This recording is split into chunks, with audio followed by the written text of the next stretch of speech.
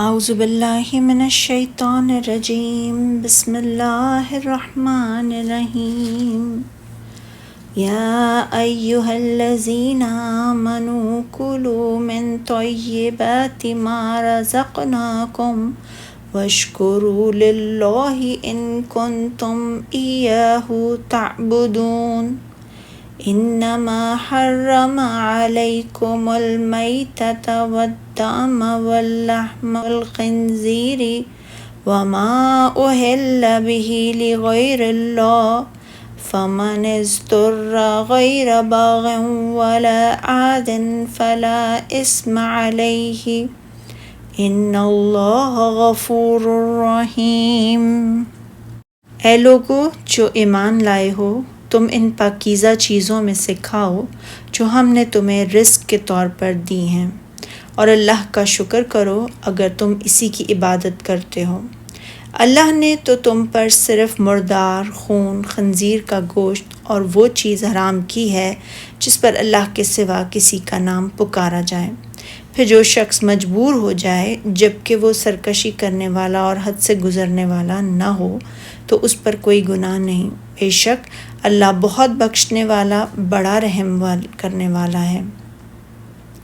اللہ تعالیٰ اپنے اہل ایمان بندوں کو حکم دے رہا ہے کہ وہ ان پاک چیزوں کو کھائیں جن کا اللہ تعالیٰ نے انہیں رزق عطا فرمایا ہے۔ اگر وہ اس کی بندگی کا دم بھرتے ہیں تو پھر اس کی ان نعمتوں پر اس کا شکر بھی بجا لائیں۔ رزق حلال کھانا دعا اور عبادت کی قبولیت کا سبب ہے، جیسا کہ رزق حرام دعا اور عبادت کی قبولیت میں مانع ہوتا ہے۔ اسی طرح حدیث میں ہے، جسے امام احمد رحمۃ اللہ علیہ نے حضرت ابو ہریرہ رضی اللہ تعالیٰ عنہ سے روایت کیا کہ رسول اللہ صلی اللہ علیہ وآلہ وسلم نے فرمایا، لوگو، بے شک اللہ تعالیٰ پاک ہے، پاک ہی کو قبول فرماتا ہے، اور اللہ تعالیٰ نے مومنوں کو بھی وہی حکم دیا جو اس نے رسولوں کو حکم دیا تھا۔ رسولوں کو اس نے یہ حکم دیا تھا سورہ مومنون میں، اے پیغمبروں،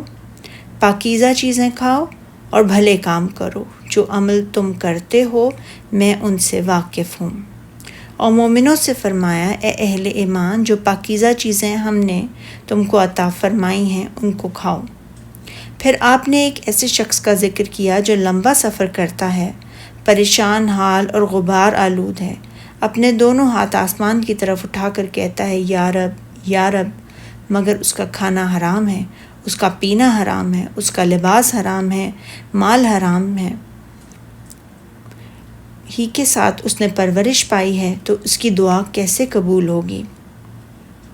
جب اللہ تعالیٰ نے اپنے بندوں پر رزق کا احسان فرمایا اور پاکیزہ چیزیں کھانے کے لیے ان کی رہنمائی کی، تو ساتھ ہی یہ بھی ذکر فرمایا کہ اس نے ان کے لیے صرف مردار کو حرام قرار دیا ہے۔ اس سے مردار جانور ہی جو ذبح کیے بغیر از خود مر جائیں، خواہ وہ گلا گھونٹنے سے مرے یا چوٹ لگنے سے یا گر کر یا سینگ لگنے سے کسی درندے نے اس پر حملہ کیا ہو۔ ہاں، البتہ سمندر کا مرا ہوا جانور اس سے مستثنیٰ ہے، جیسا کہ ارشاد فرمایا ہے سورہ مائدہ میں، تمہارے لیے دریا کی چیزوں کا شکار اور ان کا کھانا حلال کر دیا گیا ہے۔ اسی طرح اللہ تعالیٰ نے سور کے گوشت کو حرام قرار دیا ہے، خواہ اسے ذبح کیا گیا ہو یا وہ اپنی موت آپ مرا ہو۔ سور کی چربی کا حکم بھی وہی ہے جو اس کے گوشت کا ہے، اور یہ حکم یا تو غالباً ہے یا اس کے لیے گوشت کا لفظ چربی کو بھی شامل کیا ہے، یا پھر یہ بطریق قیاس حرام ہے۔ اس طرح اس نے ہر چیز کو بھی حرام قرار دے دیا جس پر اللہ تعالیٰ کے سوا کسی اور کا نام پکارا گیا ہو، یعنی اسے اللہ تعالیٰ کے سوا بتوں، شریکوں اور تیروں وغیرہ کے نام پر ذبح کیا گیا ہو، جیسا کہ زمانہ جاہلیت میں لوگ ان کے ناموں پر اپنے جانور ذبح کیا کرتے تھے۔ پھر اللہ تعالیٰ نے ضرورت اور احتیاج کے وقت جبکہ کھانے کی دوسری چیزیں موجود نہ ہوں، حرام کھانے کی بھی اجازت دے دی ہے، اور فرمایا، ہاں، جو ناچار ہو بچ جائے، بشرطیہ اللہ کی نافرمانی نہ کرے اور حد ضرورت سے باہر نہ نکل جائے، یعنی مجبور ہو، بے بس ہو جائے اور سرکشی اور دشمنی کی وجہ سے حد سے تجاوز نہ کرنا چاہے، تو اس پر اس کے کھانے کی وجہ سے کچھ گناہ نہیں ہوگا۔ بے شک اللہ بخشنے والا اور رحم کرنے والا ہے۔ ابن ماجہ میں عباد بن شرجیل غبری سے روایت ہے کہ ایک دفعہ ہم قحط سالی میں مبتلا ہوئے تو میں مدینہ میں آیا اور ایک کھیت میں داخل ہو کر میں نے کچھ بالیاں توڑیں اور انہیں توڑ چھیل کر کھانے لگا اور تھوڑی سی بالیاں اپنی چادر میں ڈال کر لے چلا تو اتنے میں کھیت کا مالک بھی آ گیا، اس نے مجھے مارا اور میرے کپڑے کو بھی چھین لیا۔ تو میں رسول اللہ صلی اللہ علیہ وسلم کی خدمت میں حاضر ہوا اور میں نے سارا ماجرا کہہ سنایا۔ تو آپ صلی اللہ علیہ وسلم نے اس شخص سے فرمایا، تم نے نہ تو اسے کچھ کھلایا جبکہ وہ بھوک میں مبتلا یا فاقہ کش تھا، اور نہ اسے کچھ سمجھایا بجھایا جبکہ وہ نادان تھا۔ پھر آپ نے اسے حکم دیا اور اس نے اس کی چادر کو لوٹا دیا۔ آپ صلی اللہ علیہ وسلم نے اسے یہ بھی حکم دیا کہ اس شخص کو کھانے کا ایک یا نصف وسق، ایک وسق یا 4 من کے قریب ہوتا ہے، بھی دو۔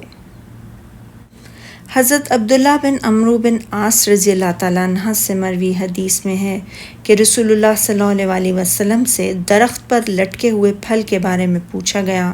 تو آپ صلی اللہ علیہ وسلم نے فرمایا، جو ضرورت مند وہاں کھا لے وہ اپنے ساتھ لے کر نہ جائے تو اس کے لیے کوئی گناہ نہیں۔ صدق اللہ العظیم۔